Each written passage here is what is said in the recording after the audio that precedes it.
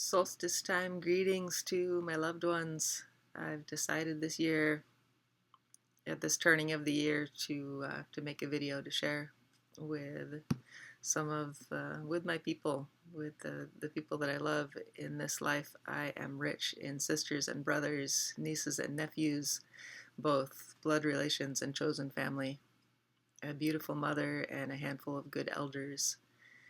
And I find it impossible to stay in touch with all of the people that I love because there are many, many humans in this world that I love very much. I appreciate those of you who take the time each year to send out updates about your lives and families. This video will be publicly accessible, so I won't make it a family update other than to say that my son and I are well and vibrant, healthy, and enjoying life. It is a week past winter solstice here in the Northern Hemisphere as I record this. And I want to send out solstice time greetings, blessings to my people, and to share some of what this dream time of the year has been bringing to me. I'm going to be reading some of this. I like to speak just from my heart, but there are things that I want to remember. So I've written some things down, and I'll be reading off the screen for some of this. I've been grateful for the long break from work. I work in the public schools, and so at this time of year when school is out for a couple of weeks, I get a couple of weeks break at this time that is the dark time of the year, and I've really allowed myself to sink into it this last week. I've been grateful to have few responsibilities that need my urgent attention at this time. I'm grateful to this time of year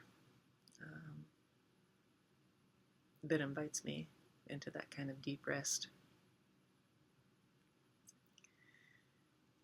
I love living in this land where the shifting of the sun through the seasons of the year is so full and dramatic, where sunrises and sunsets last for hours at all times of the year.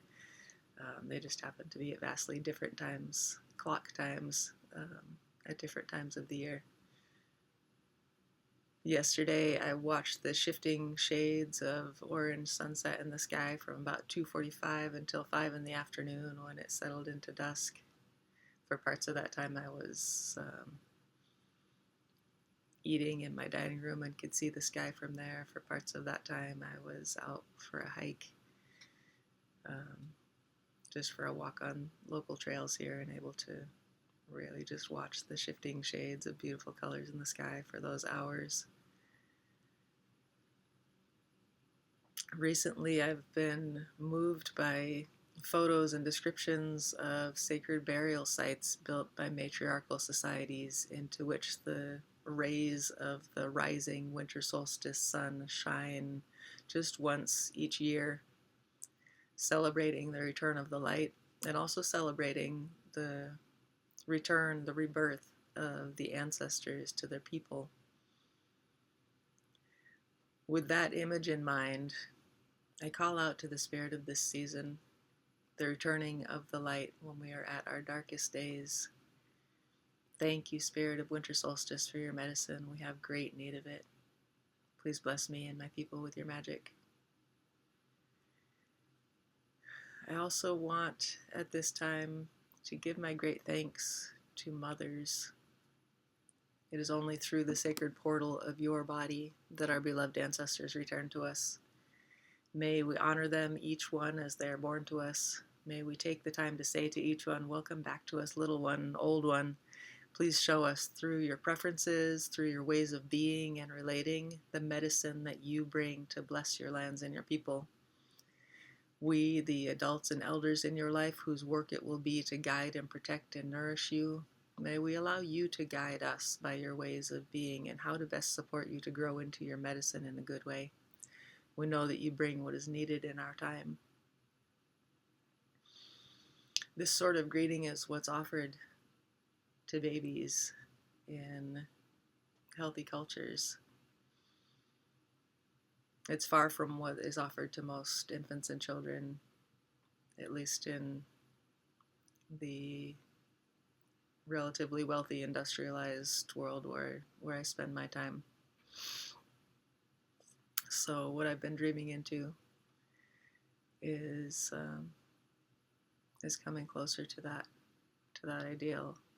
If you share that ideal of wanting to follow each child's lead in order to nurture his or her unique medicine, if you share that understanding that each child comes into this life um, with medicine that we need and that is unique to them, and that we won't know what it is without watching them and following their lead, while of course setting the appropriate um, boundaries and limits and things that adults and elders must.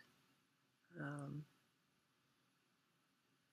so if you share that desire with me, whether you couch that in an understanding of ancestors reincarnated or not, I suggest two things to consider as New Year's resolutions. These are both things that I do already in my life and that I want to invite. I want to invite more of my people into. First, support mothers. Help the mothers in your life in any way that feels doable to you, to have increased capacity to mother their children in a good way. That could look like offering groceries, offering childcare, offering emotional support, offering just kindness and understanding of the difficulties of mothering in this culture. For those who are mothers, this can look like supporting one another in all of the above and more intentionally living our lives together and mothering our children together, because it's not a job that can or should be done alone. And when I speak of mothering and of supporting mothers, I'm including here all who take on that role of being a primary nurturer in children's lives. So this could be grandparents, uncles, aunts, fathers, but in most cases it will be mothers. And I speak of that work as mothering. So the first resolution that I am throwing out there that you might take up or not is to look around you, support the mothers in your life.